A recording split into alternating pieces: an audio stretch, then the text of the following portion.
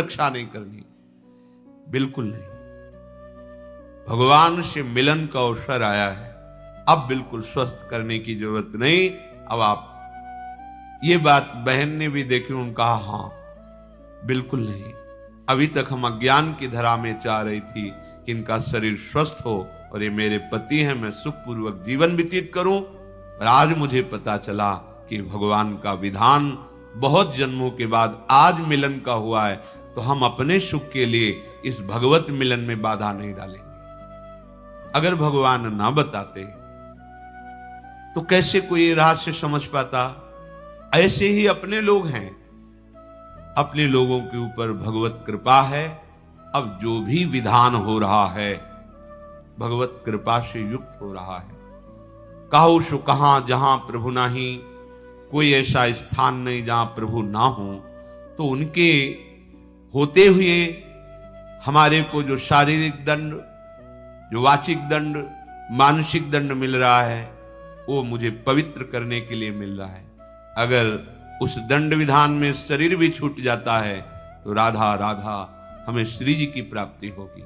शरीर तो छूटना ही है, आज या कल छूटना ही है।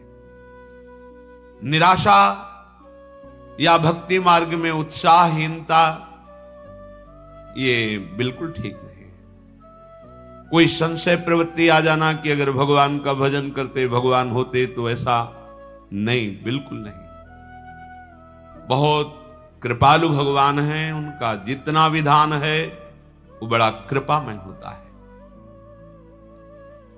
अपने को केवल प्रभु के चरणों में समर्पित करना, शेष बात वो देखेंगे।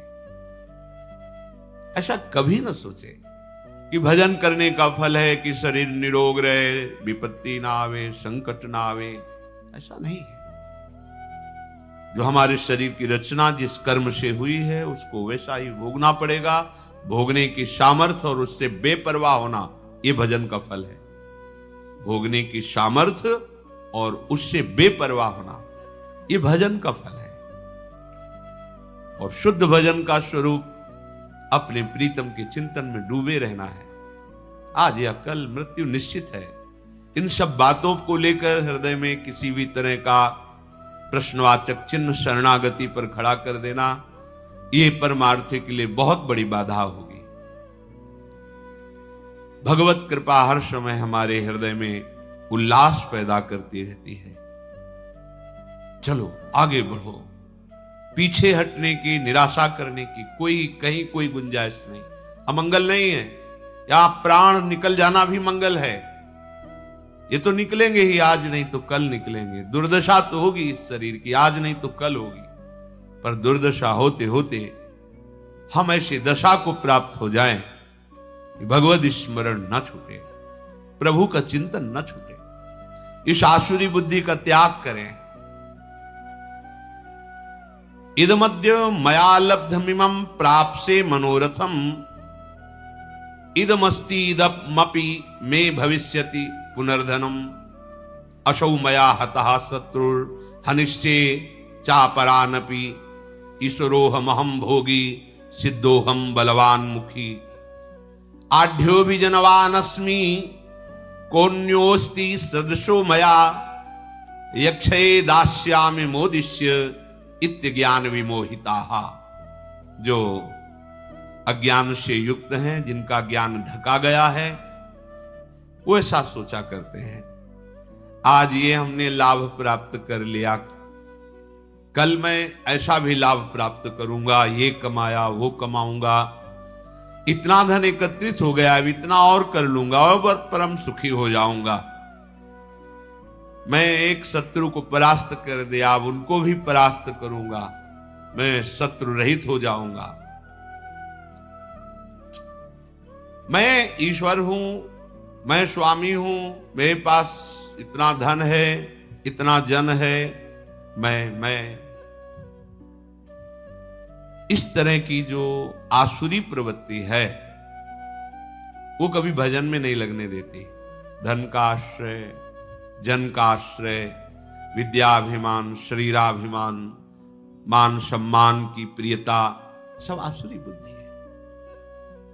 शरीर न्यौछावर कर दिया आप श्री जी के प्रति, अब जैसा चाहे वैसा करें।